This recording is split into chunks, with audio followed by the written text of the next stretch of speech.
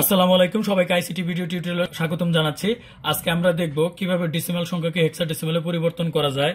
তো শুরু করা যাক। ধরুন আমরা একটা ডেসিমাল সংখ্যা নেই 35 এবং এটা যদি বেস আমরা 10 দেই তাহলে কিন্তু নিশ্চিত বোঝা যাচ্ছে এটা একটা ডেসিমাল সংখ্যা। আমাদের আজকে উদ্দেশ্য হচ্ছে সেই সংখ্যাটাকে 16 ভিত্তিক সংখ্যায় পরিণত করা, অর্থাৎ হেক্সাডেসিমালে কনভার্ট করা। আপনারা যদি আমার পূর্বের ভিডিওগুলো দেখে থাকেন তাহলে কিন্তু আপনারা অলরেডি ধরে ফেলবেন, সেটা হচ্ছে যে 10 কখনো আমরা ব্যবহার করব না, তাহলে কি ব্যবহার করব, 16 ব্যবহার করব। আর 16 যেহেতু আমাদের সমান সমানের অপোজিট সাইডে আছে, আমি বলেছি অপোজিট সাইডে থাকলে কিন্তু আমরা 16 দিয়ে এই 35কে ভাগ করব। তো সেই ক্ষেত্রে আমরা 35 লিখলাম এবং 16 দিয়ে আমরা ভাগ শুরু করলাম। এখন দেখুন 16 দিয়ে যদি আমি এই 35কে ভাগ করি কি হবে, 16 দুগুণা 32, তাহলে আমি 2 নিতে পারি। তো 16 দুগুণা যে 32, অথচ এখানে আছে কত, 35, তাহলে 32-এর পর 33, 34, 35, আমাদের কিন্তু 3 নিয়ে সমস্যা হচ্ছে, যেটা আমাদের অবশিষ্ট থাকবে। একইভাবে আমরা যদি আবার 16 দিয়ে ভাগ করি, আমরা জানি বারবার কিন্তু 16 দিয়ে ভাগ করব আমরা, সেক্ষেত্রে দেখুন এখন কিন্তু ভাগ এটা যাবে না, কেন না 16 থেকে 2 হচ্ছে অনেক ছোট সংখ্যা, সেক্ষেত্রে ভাগ না গেলে আমরা ভাগফল হিসেবে 0 লিখবো এবং এখানে যেটা ছিল সেটাই আমাদের অবশিষ্ট থাকবে, সেটা হচ্ছে 2। আর আমরা অ্যান্সার লেখার প্রক্রিয়াটাও কিন্তু জানি, ভাগ করলে সেই ক্ষেত্রে আমাদের অ্যান্সারটা কিন্তু এইভাবে লিখি, অর্থাৎ আমাদের তখন মোস্ট সিগনিফিকেন্ট বিট হচ্ছে নিচ থেকে চালু হয়, এই 2, 3। তো এটার যদি কেউ অ্যান্সারটা লেখে তাহলে কিন্তু খুব সুন্দরভাবে যদি অ্যান্সারটা লিখতে চায় সেক্ষেত্রে সে 35 বেস 10 লিখবেন এবং 2, 3 দেওয়ার পরে এখানে কিন্তু 16 ভিত্তিক সংখ্যা সেটা উল্লেখ করে দিতে হবে। আগের অঙ্কগুলোর সাথে কিন্তু একদম মিল। দেখুন যখন আমরা ডেসিমাল থেকে বাইনারি করতাম তখন এখানে 2 থাকতো, 2 দিয়ে এইভাবে বারবার ভাগ করতাম। আবার অক্টাল করার সময় কি করতাম, এখানে 8 থাকতো, 8 দিয়ে বারবার ভাগ করতাম। এবার হেক্সাডেসিমাল করতেছি, সেক্ষেত্রে 16 দিয়ে দিয়ে বারবার ভাগ করতেছি। তো আমি যদি আরো একটা ডাক নিয়ে অঙ্ক হেক্সাডেসিমাল করার চেষ্টা করি, ডেসিমাল থেকে হেক্সাডেসিমাল করার চেষ্টা করি, সেক্ষেত্রে ধরুন আমরা এবার একটু বড় ডাক নিয়ে ম্যাথ করব। সেই ক্ষেত্রে কি নেওয়া যায়, আমরা উপরেরটা কেটে দিলাম বা উপরেরটা একটু দাগ কেটে নিলাম। এখন দেখা যাক যে এমন একটা সংখ্যা আছে 2.50, অর্থাৎ এটা পূর্ণাংশের এই 50 হচ্ছে ভগ্নাংশ, এরকম ভাবে যদি থাকে এটা 10 ভিত্তিক সংখ্যা, আর এটাকে আমরা আসলে কি করতে চাচ্ছি, হেক্সাডেসিমালে কনভার্ট করতে চাচ্ছি। আর এই ধরনের অঙ্কে কিন্তু আমরা জানি পূর্ণাংশ আলাদাভাবে করতে হয়, ভগ্নাংশ আলাদাভাবে করতে হয়। তো সেই ক্ষেত্রে আমি পূর্ণ সংখ্যার ক্ষেত্রে যদি করি, তো পূর্ণ সংখ্যার ক্ষেত্রে আমি এখানে লিখে নিয়েছি পূর্ণ সংখ্যার ক্ষেত্রে পূর্ণ সংখ্যা কতটুকু, এই 20 হচ্ছে আমাদের পূর্ণ সংখ্যা। তাহলে সেই একই মেথড অ্যাপ্লাই করে আমি করব, যে 16 দিয়ে 35কে যেভাবে আমরা পূর্ণ সংখ্যার জন্য ভাগ করে করে রেজাল্ট লিখেছি, তো এখানে কিন্তু আমরা তাই করব। এখন আসলে আমরা 20কে বারবার ভাগ করব কত দিয়ে, 16 দিয়ে। তো 20কে বারবার যদি 16 দিয়ে ভাগ করি তাহলে কত হবে, দেখুন 16 দুগুণা 32, বেশি হয়ে যাবে, তাহলে 16 16, অথচ এখানে আছে কত, 20। তো সেই ক্ষেত্রে আমরা কিন্তু এখানে অবশিষ্ট 4 লিখতে পারি। আবার যদি আমরা 16 দিয়ে ভাগ করি, এখানে 0 হবে আর আমাদের ওখানে অবশিষ্ট কিন্তু 1 হবে। আর আমরা মেথডটা জানি যে সেটা কিন্তু নিচ থেকে অ্যান্সারটা লিখতে হয়। একইভাবে আমাদের কিন্তু এই ম্যাথে ভগ্নাংশ আছে, ভগ্নাংশের জন্য করতে হবে। তো আমি লিখে নেই ভগ্নাংশ সংখ্যার ক্ষেত্রে। তো আমি যখনই লিখে নিয়েছি ভগ্নাংশ সংখ্যার ক্ষেত্রে, তাহলে কি হবে, পূর্ণাংশের জন্য যেরকম আমি ভাগ করেছি 16 দিয়ে, ভগ্নাংশের জন্য আমি তার বিপরীত কিছু করব, অর্থাৎ এই 50কে আমি 16 দিয়ে বরঞ্চ এবার গুণন করব। তো আমি এখানে 50 লিখে নিলাম, গুণন এখানে 16 লিখলাম। তো আমরা এই গুণগুলা কিন্তু ক্যালকুলেটরের মাধ্যমে করতে পারি, বা আমরা যদি রাফ করি আলাদা কোনো জায়গায় সেখানেও কিন্তু আমরা গুণনটা করতে পারবো। তো এখান থেকে আমরা যদি লিখি 5 16 80, ইজিতে যদি গুণনটা করি, তো 5 16 যদি 80 হয়, আমি 80 লিখে নিচ্ছি। আর আমাদের দেখুন এখানে কিন্তু 5 দিয়ে গুণ করলাম, আবার একটা আমাদের 0 ছিল, সেই 0টাও যদি আমি এখানে দেই, বা আপনারা যদি নর্মালি 50কে যদি 16 দিয়ে গুণ করেন, 50কে 16 দিয়ে গুণ করেন, তাহলে কিন্তু 800 পাবেন। আর যেহেতু 2 ঘর আগে দশমিক, তাহলে আমরা এখান থেকে 2 ঘর আগে এভাবে দশমিক দিয়ে দিতে পারি। আর এই ম্যাথগুলোর ক্ষেত্রে আমাদের কি করতে হয়, এই পূর্ণাংশটা আলাদাভাবে মার্ক করতে হয় আর ভগ্নাংশগুলো আলাদাভাবে থাকে, বা বারবার কিন্তু গুণ করতে হয়। তো সেই ক্ষেত্রে এখন যদি আমি এই 8টাকে মার্ক করি, তাহলে এইভাবে মার্ক করে রাখতে পারি, যেটা আমাদের অ্যান্সারে আসবে। আর এখানে অটোমেটিক কিন্তু আমাদের 00 চলে এসেছে। তো অটোমেটিক 00 যদি চলে আসে, সেক্ষেত্রে আমি এই 8টাই কিন্তু অ্যান্সারে লিখবো। তো 8 লেখার আগে আমি যদি একটু অ্যারেঞ্জমেন্টটা সুন্দর করে দেই, নর্মালি আমাদের বইগুলোতে একটু অ্যারেঞ্জমেন্ট সুন্দর করে দেওয়া থাকে, তো এইভাবে দাগ কাটা থাকে। এইভাবে দাগ কাটার পর আমরা কি করি, এখানে লিখে দেই এটা হচ্ছে পূর্ণাংশ। একইভাবে এই যে এই পাশের অংশটুকু, সেটাকে আমরা লিখে দেই ভগ্নাংশ। অর্থাৎ এটুকু আমাদের পূর্ণাংশের ফিল্ড, এটুকু আমাদের ভগ্নাংশের ফিল্ড। এখানে কিন্তু বারবার কিন্তু গুণন হয় যদি আমাদের দশমিকের পর কোনো সংখ্যা থাকতো। যেহেতু দশমিকের পর অলরেডি 00 চলে এসেছে, সুতরাং আর গুণন করার কিছু নাই। আর এটাই হচ্ছে আমাদের এইভাবে পূর্ণাংশগুলো মার্ক করবো, এবং অ্যান্সার লেখার ক্ষেত্রে কিন্তু আমরা এইভাবে করি, অর্থাৎ উপর থেকে নিচ দিকে। এখানে উপরের সবার প্রথমে যে ডিজিটটা পাই সেটা আমাদের মোস্ট সিগনিফিকেন্ট বিট বা ডিজিট থাকে, একইভাবে যত নিচে আসে সেটা হচ্ছে আমাদের সবচাইতে কম গুরুত্বপূর্ণ বিট থাকে। তো যেহেতু এখানে আমাদের একটা বিট বা একটা ডিজিট, সেহেতু আমাদের নিচে আর আসার কিছু নাই। বাট এইভাবে দেখুন, আপনারা যদি এইভাবে একটু দাগ কেটে যদি ম্যাথটা করেন তাহলে কিন্তু ভালো লাগবে, বা বইয়ে ভাবে দেওয়া আছে। বা কারো যদি এরকম বিরক্ত লাগে সেক্ষেত্রে ডাইরেক্ট গুণন করবেন, গুণন করে এই দাগ বা এগুলো কোনো কিছুই লাগবে না, শুধু ভগ্নাংশ সংখ্যার ক্ষেত্রে এটুকু লিখে দিবেন। আর লিখে দেওয়ার পরে আপনি পূর্ণাংশটুকু মার্ক করে রাখবেন, আর এই পাশে ভগ্নাংশটুকু বারবার গুণ করার প্রয়োজন থাকলে বারবার গুণ করবেন। তো সেক্ষেত্রে এখন যদি আমি অ্যান্সারটা একটু কম্বাইন করে লিখি, দেখুন এইটুকুর অ্যান্সার কিন্তু আমি লিখেছিলাম না পূর্ণাংশের। তো এই অ্যান্সারটুকু যদি কেউ লেখে সেক্ষেত্রে সে 20, যেটা আমাদের 10 ভিত্তিক সংখ্যা ছিল, আর এটার আমরা হেক্সাডেসিমাল করে 14 পেয়েছিলাম। তো সেক্ষেত্রে এখানে আমরা 16 লিখতে পারি। একইভাবে কেউ যদি এইটুকুর অ্যান্সার লেখে তাহলে সে কি লিখবে, দেখুন সে কিন্তু 0.50 লিখবে, এবং এটা আমাদের 10 ভিত্তিক সংখ্যা ছিল, আর এটার আমরা অ্যান্সার কিন্তু পেয়েছি শুধু 8। তবে আপনাকে কিন্তু অবশ্যই এখানে দশমিক ব্যবহার করতে হবে, যেটা একটা 16 ভিত্তিক সংখ্যা।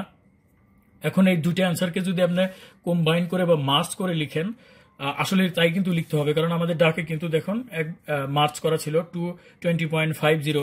তো সেক্ষেত্রে আপনাকে কিন্তু অ্যান্সারটা লিখতে গেলে তো 20.50 আমাদের যেটা একটা ডেসিমাল সংখ্যা, সেটার অ্যান্সারটা হবে কিন্তু 14। দেন এখানে দশমিক দিবেন, আর এখানে আমরা কত পেয়েছিলাম, 8 পেয়েছিলাম, এবং এখানে অ্যান্সার লেখার সময় 16 লিখে দিবেন। তাহলে কিন্তু কমপ্লিটলি আমাদের একটা ম্যাথ সলিউশন করা হলো, যেটা পূর্ণাংশ এবং ভগ্নাংশ সহকারে।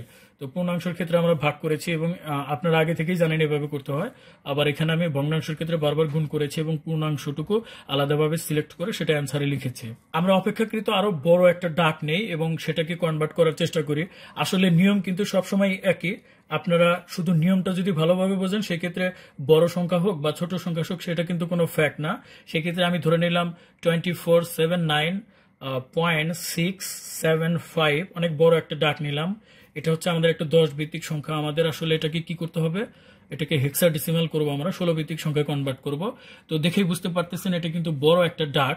আর নর্মালি আমাদের কিন্তু পূর্ণাংশ সেই একইভাবে আমরা পূর্ণ সংখ্যার ক্ষেত্রে বা পূর্ণাংশের জন্য লিখে নেব, আবার ভগ্নাংশ করার ক্ষেত্রে কিন্তু সেখানে আমরা লিখে নেব যে ভগ্নাংশের জন্য। তো আমি প্রথমে পূর্ণাংশটুকু করি একই নিয়মে। দেখুন, তো পূর্ণ সংখ্যার ক্ষেত্রে আমি যদি সেই পূর্ণ সংখ্যাটা একটু লিখে নেই, এবং সেই পূর্ণ সংখ্যা লেখার পর আমাকে কি করতে হবে, আমরা কিন্তু অলরেডি জেনে গেছি যে 16 দিয়ে বারবার কিন্তু ভাগ করতে হবে। তাহলে আমি এখানে 16 দিয়ে ভাগ করতেছি। এখন দেখুন 2479, এই বড় একটা সংখ্যাকে ভাগ করাটা কিন্তু একটু টাফ ব্যাপার। আপনি চাইলে কিন্তু আমাদের পরীক্ষার হলে কিন্তু ক্যালকুলেটর ইউজ করতে দেবে, আপনি চাইলে ক্যালকুলেটর ব্যবহার করতে পারবেন, অথবা আপনি নিজস্ব প্রয়োজনে রাফ করে নিতে পারবেন। আপনি কি করবেন, আলাদা একটা জায়গায় রাফ করে 16 দিয়ে 2479 ভাগ করবেন, ভাগ করে এখানে ভাগফলটা লিখবেন, এবং ভাগশেষটা দাগ টেনে এখানে কিন্তু লিখবেন। তো যেহেতু পরীক্ষার হলে আমাদের ক্যালকুলেটর ব্যবহার করার সুযোগ দিয়ে থাকে, সেক্ষেত্রে আমি একটু ক্যালকুলেটর দিয়ে কিভাবে করা যায় সেটা যদি একটু দেখাই। এমনিতে তো আমি ভাগ করে দেখালাম। তো এখন যদি আমি শিওর যে আপনারা নিজেরা কিন্তু এই ভাগটা আলাদা আলাদাভাবে করতে পারবেন, যদি ক্যালকুলেটর ইউজ করতে না পারেন কোনোভাবে বা করতে না দেয়, সেই ক্ষেত্রে নর্মালি যে ভাগ সেইভাবে ভাগ তো করতেই পারবেন, কিন্তু আমি একটু ক্যালকুলেটর দিয়ে দেখাচ্ছি।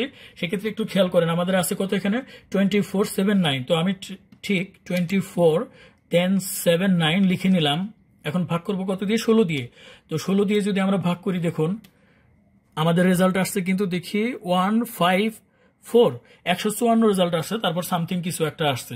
তো আমাদের এরকম দেখুন 154 দশমিক সামথিং কিছু যে আসছে, আমরা এখানে কি করব, 154 নেব, আর আমাদের যে সামথিং আছে সেটা কিন্তু আমরা নিব না। তো নর্মালি আমরা ধরেই নিব যে ভাগফলটা হচ্ছে 154। তো 154টা আপনি দেখুন এখন যে কাজটা করবেন, যে 16 নিন, 16 দিয়ে গুণন করুন 154কে, এবং সেটা কিন্তু 2479 কাছাকাছি যাবে, যেটা বলছে 2464। তো এই যে কাছাকাছি থাকবে, অথচ এখানে আছে কত 2479। তো এই যে ডিফারেন্টটা সেটা কিন্তু আমি দাগ টেনে লিখবো, আর সেটাই থাকবে কিন্তু আমাদের ভাগশেষ। তো এটা ভাগশেষ বের করার একটা সিম্পল ওয়ে কি করবেন, আপনি শুধু বিয়োগ করুন, বিয়োগ করে আপনার যে 2479 সেটা লিখে দিবেন 2479 এখন যদি আমি রেজাল্টটা দেখি দেখবো কত, এখানে কিন্তু 15 মাইনাস আসছে, ওটা কোনো ফ্যাক্ট না, আসলে আমি ছোট সংখ্যা থেকে বড় সংখ্যা বিয়োগ করতে গিয়েছি, সে কারণে মাইনাস এসেছে। বাট আপনি কিন্তু মাইনাস দিবেন না, আমি এখানে জাস্ট বুঝতে পারছি যে 15 থাকবে অবশিষ্ট, বা আপনার যেভাবে খুশি সেভাবে কিন্তু আপনার ভাগটা করে এখানে ভাগফলটা লিখবেন, আর এই পাশে কিন্তু অবশিষ্ট অংশটুকু লিখবেন। তো আবার যদি আমি ভাগ করি, দেখুন 16 দিয়ে সেই একই মেথডে যদি ভাগ করি, এবার কতকে ভাগ করতে হবে, 154কে ভাগ করতে হবে। তো 154কে যদি আমি 16 দিয়ে ভাগ করি, 16 দিলাম, দেখুন আমাদের ভাগফল কত এসেছে, 9 পয়েন্ট সামথিং। তার মানে কি আসলে 9 বার যাবে আর কিছু একটা অবশিষ্ট থাকবে। তো আমি 9 লিখলাম। এখন আপনি কি করবেন, 16 লিখুন, গুণন সেই যে 9 লিখছেন সেটা লিখুন, গুণন দিন, এবং সেটা কত আসছে 144। তো এই যে 144 আসছে, অথচ এখানে কত আছে 154, আমাদের কিন্তু 10 অবশিষ্ট থাকবে, সেই 10টা আমি এখানে লিখে দিলাম। এবার কি হবে, আবার 16 দিয়ে ভাগ করব আমি। তো এই যে আবার 16 দিয়ে যে ভাগ করব, সেই ক্ষেত্রে এবার কিন্তু আর ভাগটা যাবে না, তাই না, যেহেতু এখানে 16 থেকে 9 ছোট, সুতরাং এটা কিন্তু আমাদের ভাগ না গেলে 0, আর অবশিষ্ট 9 ছিল, সেটাই কিন্তু আমাদের অবশিষ্ট থেকে যাবে। তো আপনারা এইভাবে দাগ টানতে পারেন, বা কেউ যদি এভাবে তীর চিহ্ন দেন তাতেও কিন্তু কোনো প্রবলেম নাই। নর্মালি আমরা এগুলাকে কিন্তু ভাগ শেষ বোঝাই, আর এগুলাকে আমরা ভাগ ফল বোঝাই। তো এটার যদি কেউ অ্যান্সারটা লেখে, তাহলে আমরা জানি এই অ্যান্সারটা কিন্তু নিচ থেকে উপর দিকে আসবে, এই সিস্টেমে আসবে, অর্থাৎ এটা আমাদের এমএসবি বা মোস্ট সিগনিফিকেন্ট বিট। তো নর্মালি আপনাকে যদি বলা হয় এই 2479 রেজাল্ট আপনার হেক্সাডেসিমাল কত আসবে, তাহলে আপনি কি করবেন, আপনি এইভাবে কিন্তু 24 লিখবেন, 7 9 এভাবে লেখার পর কি করবেন, এখানে 10 ভিত্তিক সংখ্যা, এবং এখানে 9 আছে 9 লিখবেন, তারপরে 10 লিখবেন, তারপরে 15 লিখবেন, এবং এখানে কিন্তু 16 ব্যবহার করবেন। কিন্তু না, এটা কিন্তু ডেফিনেটলি আপনার এই ম্যাথটা কিন্তু কাটা যাবে, এটা কিন্তু হবে না। কেন কাটা যাবে, কেন, এর কারণ কি, এর কারণটা হচ্ছে আমাদের হেক্সাডেসিমালে আপনাদের মনে আছে কিনা একটু যদি দেখুন, যে হেক্সাডেসিমালে 10, তারপরে 11, 12, 13, 14 এবং 15 এগুলো উল্লেখ না করে আমরা কিন্তু এ, বি, সি, ডি, ই এবং এফ, অর্থাৎ 10 আসলে সেখানে আমরা এ ব্যবহার করি, 11 আসলে বি ব্যবহার করি, এইভাবে যথারীতি 13, 14, 15 এগুলো আসলে কিন্তু আমরা এ, বি, সি, ডি, ই, এফ ব্যবহার করি। আমরা তাহলে 15 ক্ষেত্রে কি ব্যবহার করব, এখানে দেখা যাচ্ছে 15 ক্ষেত্রে এফ। তো এখানে আমরা কিন্তু আসলে 15 আসছে ঠিক আছে, বাট আমরা কিন্তু এফ ব্যবহার করব। আবার 10 আসছে, সেক্ষেত্রে আপনি কি ব্যবহার করবেন, এখানে কিন্তু এ ব্যবহার করবেন। তো 9 এর জন্য কিন্তু কোনো এ বি সি ডি এগুলো কোনো কিছু নাই, 9 যথারীতি যেভাবে ছিল সেভাবেই থাকবে। তো অ্যান্সার লেখার সময় আমাকে আবার কিন্তু একটু কারেক্ট করে অ্যান্সারটা লিখতে হবে, সেক্ষেত্রে 24 7 9 এখানে 10 লিখবো, এবং অ্যান্সার লেখার সময় 9 এ এবং এফ কিন্তু লিখবো। এখন এইভাবে আমরা এখানে 16 লিখে দেবো, তাহলে কিন্তু এটা রাইট হবে। আর উপরের ভাবে আপনি যদি কোনো কারণে ভুলে এভাবে অ্যান্সার লেখেন, সেক্ষেত্রে আপনি কিন্তু অবশ্যই 0 পাবেন। এবার আসুন ভগ্নাংশের ক্ষেত্রে কিভাবে করা লাগে। তো আমরা আগেই বলেছি ভগ্নাংশের ক্ষেত্রে কিন্তু লিখে নিতে হয়, ভগ্নাংশ সংখ্যার ক্ষেত্রে বা ভগ্নাংশের ক্ষেত্রে আমি একটু লিখে নেই। তো এখানে আমি লিখেছি ভগ্নাংশের ক্ষেত্রে।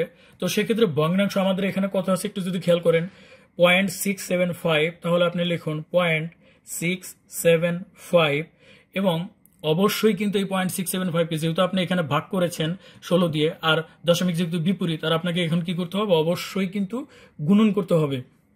তো এখন এটা যদি একটু ভালোভাবে খেয়াল করেন, দেখেন এত বড় গুণন, 6 7 5 এত বড় সংখ্যাকে 16 দিয়ে গুণ করা, বারবার রাফ করা কিন্তু একটু ডিফিকাল্ট ব্যাপার।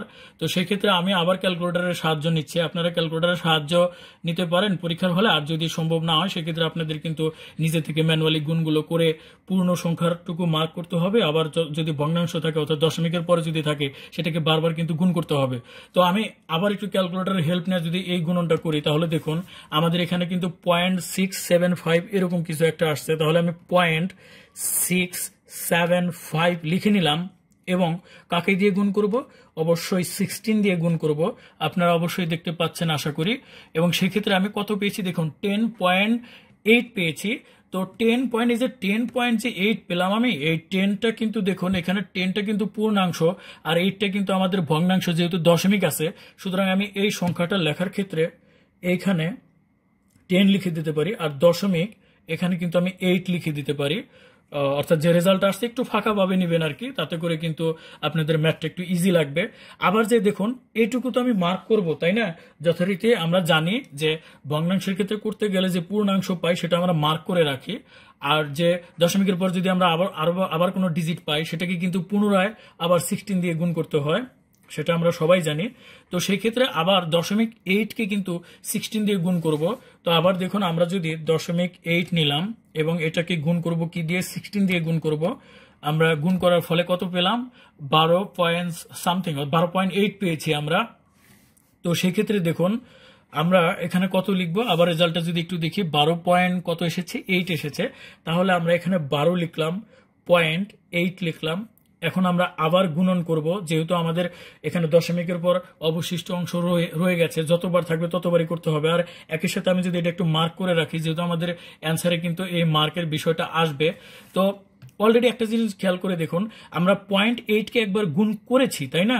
আবার যদি 0.8কে 16 দিয়ে গুণ করি, সেই একই রেজাল্ট কিন্তু আসবে। তো 0.8কে যদি কেউ 16 দিয়ে গুণ করে, সেক্ষেত্রে কিন্তু আমরা জানি যে 12.8। আমি আবার করে দেখাচ্ছি যদি সমস্যা হয়। দেখুন 12 পয়েন্ট অলরেডি করাই আছে আমাদের, এখানে 0.8কে 16 দিয়ে গুণ করা হলে 12.8 আসবে। সুতরাং আমরা আবার 12.8 লিখতে পারবো। তো এখানে 12.8 লিখলাম। আবার যদি গুণ করি এভাবে 16 দিয়ে, তো সেই ক্ষেত্রে আবার কি হবে, আবার 12.8 আসবে। তো এই যে 12.8 এভাবে কিন্তু আসতেই থাকবে।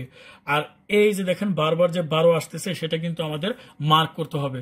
তো হেক্সাডেসিমাল এইভাবে কতবার গুণ করবেন, এমনিতেও বোঝা গেছে এটা যতবারই গুণ করেন না কেন সবসময় কিন্তু এখন 12.8 আসবে।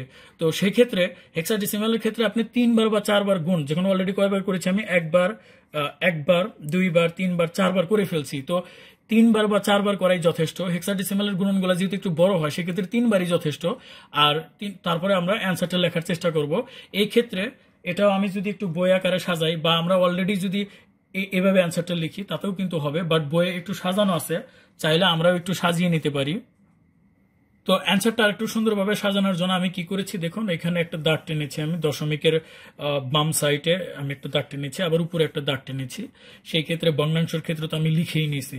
আমরা চাইলে এখানেও কিন্তু লিখে দিতে পারি যে আমাদের পূর্ণ অংশ বা পূর্ণাংশের জন্য, অর্থাৎ এভাবে তো ভগ্নাংশের ক্ষেত্রে তো আপনি লিখে নেবেনই। সেই ক্ষেত্রে আমাদের এই পাশে কিন্তু পূর্ণাংশ আমরা বারবার আমরা সিলেক্ট করতেছি, সেক্ষেত্রে আমরা এখানে লিখতে পারি পূর্ণাংশ, আর আমাদের এটুকু ছিল ভগ্নাংশ, আমরা এগুলো লিখে নিতে পারি। তো যাই হোক, আমার এখানে একটু ছোট হয়ে গেছে, এই ভগ্নাংশের ক্ষেত্রে উপরে লিখে নিয়ে আর একটু স্পেস আগে থেকেই রাখা উচিত ছিল। আমি ধরে নিচ্ছি আপনারা বুঝতে পেরেছেন। আর একটু যদি নিচে থেকে হইতো লেখার ক্ষেত্রে, তাহলে এখানে হয়তো আমার এই ফ্রন্টটা একটু বড় করে দেখানো যেত। তো আপনারা যদি এভাবে যদি সুন্দর করে অ্যারেঞ্জ করেন তো বেস্ট, আর যদি না করেন তাতেও কিন্তু প্রবলেম হয়। অর্থাৎ এই যে দাগ টানলাম, এই যে উপরের দাগ টানলাম, পূর্ণাংশ ভগ্নাংশ এভাবে মার্ক করলাম, এভাবে যদি না করেন, শুধুমাত্র ভগ্নাংশের ক্ষেত্রে এটা লেখার ফলে যদি গুণ করেন বারবার এবং আমার মতো এভাবে কলম দিয়ে মার্ক করেন, তাহলেই কিন্তু যথেষ্ট। এখন শুধুমাত্র এই অ্যান্সারটুকু, অর্থাৎ যদি শুধুমাত্র এইটুকুর অ্যান্সার কেউ লিখতে চায়, সেক্ষেত্রে সে কি লিখতে পারে, সে অবশ্যই আপনারা এখানে লিখবেন, যেহেতু আমি এখানে বড় দাগ টেনে ফেলছি, আমি একটু এই সাইড থেকে এই জন্য লিখতেছি, এই সাইড থেকে। তো দেখুন এখানে আমরা কি লিখবো, তাহলে 0.675 এরকম আমাদের ছিল, আর এটা কিন্তু আমাদের একটা 10 ভিত্তিক সংখ্যা। আর এটার অ্যান্সার লিখতে গেলে এখানে আগে দশমিক দিয়ে নেবেন এবং এই অ্যান্সারটা কিন্তু আমাদের এইভাবে আসবে। অর্থাৎ এটা আমাদের দেখুন, এটা আমাদের মোস্ট সিগনিফিকেন্ট বিট, আর সবচেয়ে নিচে যেটা পাবো সেটা আমাদের সবচেয়ে কম গুরুত্বপূর্ণ বিট। আর এই অ্যান্সার লেখার ক্ষেত্রে দেখুন এটা কত আছে, এটা কিন্তু 10। তো আমরা কিন্তু 10 লিখতে পারবো না, তাই না? এটা কিন্তু আগে থেকেই জানি যে 10-এর পরিবর্তে আমাকে কি নিতে হবে, এ নিতে হবে। একইভাবে দেখুন আমাদের যদি 12 আসে, এইখানে 12 আসে যদি, সেক্ষেত্রে কিন্তু সি লিখতে হয়। তো আমি কি করব, এটা কিন্তু অ্যান্সার হিসেবে সি লিখবো। একইভাবে এটাও কিন্তু সি লিখবো, এটাও কিন্তু অ্যান্সারে সি আসবে। সেই ক্ষেত্রে দেখুন এখানে দশমিক দিলাম, প্রথমে এ, সি, সি, তারপর আবার সি, এরপর বারবার শুধু সি আসবে, ডট ডট ডট, এভাবে কিন্তু আসতে থাকবে। আর এটা হচ্ছে 16 ভিত্তিক একটা সংখ্যা। দেখুন এখন বোধহয় আপনারা বোধহয় দেখতে পারেননি ভালোভাবে, আমি আবার একটু দেখাচ্ছি যে এই যে 0.675 আমি নিলাম, এবং কেন আমি এ সি সি সি কেন এইভাবে এটা কিভাবে লিখলাম, এখানে আমাদের এ ছিল সে কারণে আমি এখানে এ নিয়েছি, দেন আমাদের একটা দুইটা তিনটা সি এসেছিল, সেক্ষেত্রে আমি সি সি তিনবার লিখেছি, এবং এটা কিন্তু আমাদের কন্টিনিউ চলতেছিল, শেষ হয়েছিল না, এই জন্য আমি ডট ডট দিয়েছি, আর এখানে 16 লিখেছি কারণ এটা 16 ভিত্তিক সংখ্যা। আর আমি যদি কম্বাইন করে অ্যান্সারটা লিখি, এই যে একটা অ্যান্সার, আপনারা কিন্তু দাগাবেন না, আমি শুধু বোঝানোর স্বার্থে দুটো রাইট দিয়ে নিচ্ছি। কম্বাইন করে অ্যান্সারটা লিখতে গেলে কি করবেন, তো সেক্ষেত্রে আপনার 2479 লিখে ফেলুন, 0.675 আমি লিখলাম, এবং এটা আমাদের 10 ভিত্তিক সংখ্যা ছিল। আর অ্যান্সারের ক্ষেত্রে কি লিখবো, 9AF, ওকে ফাইন 9AF। আর আমরা এই দশমিকের জন্য কতটুকু অ্যান্সার পেয়েছিলাম, এখানে ডট হবে একটা কিন্তু, এই যে then A C C C dot dot এভাবে চলতেই থাকবে, যেটা আমাদের একটা হেক্সাডেসিমাল সংখ্যা। তো এটা তো আপনারা আগে থেকেই জানেন, সেটা হচ্ছে যে ডেসিমাল টু হেক্সাডেসিমাল বলেন, ডেসিমাল টু অক্টাল বা বাইনারি যাই বলেন না কেন, আমাদের কিন্তু এইভাবে পূর্ণাংশের ক্ষেত্রে, শুধুমাত্র পূর্ণাংশের ক্ষেত্রে আসতে পারে পরীক্ষায়, আবার শুধুমাত্র ভগ্নাংশের জন্য অ্যান্সার আসতে পারে, যে আপনি শুধু .675 এটার জন্য অ্যান্সার বের করেন, সেক্ষেত্রে আমরা শুধু এইভাবে করব। আবার যদি এইভাবে কম্বাইন ভাবে আসে, যে একটা পূর্ণাংশ ভগ্নাংশ সম্মিলিত ভাবে থাকে, সেক্ষেত্রে পূর্ণাংশের ক্ষেত্রে আপনি করবেন, আবার ভগ্নাংশের ক্ষেত্রে করবেন, পরবর্তীতে দুইটা অ্যান্সার মার্চ করে এভাবে লিখে দিবেন। আর আলাদাভাবে থাকলে তো সেটা বুঝতেই পারতেছেন যে পূর্ণাংশের জন্য শুধু এতটুকু করলেই যথেষ্ট ছিল, আর শুধুমাত্র ভগ্নাংশের জন্য আসলে আমাদের এই সাইডটুকু করলেই কিন্তু হয়ে যেত। তো এইভাবে আরো কিন্তু অনেক এক্সাম্পল নিয়ে করা যায়, বাট আমার ধারণা আপনারা অলরেডি সবকিছু বুঝে গেছেন যে কিভাবে ডেসিমাল টু হেক্সাডেসিমাল করবেন। আপনারা ভিন্ন ভিন্ন সংখ্যা নিয়ে বা বইয়ের ম্যাথগুলো একটু প্র্যাকটিস করে দেখবেন, আর আমার সাথে থাকবেন। খোদা হাফেজ, আসসালামু আলাইকুম।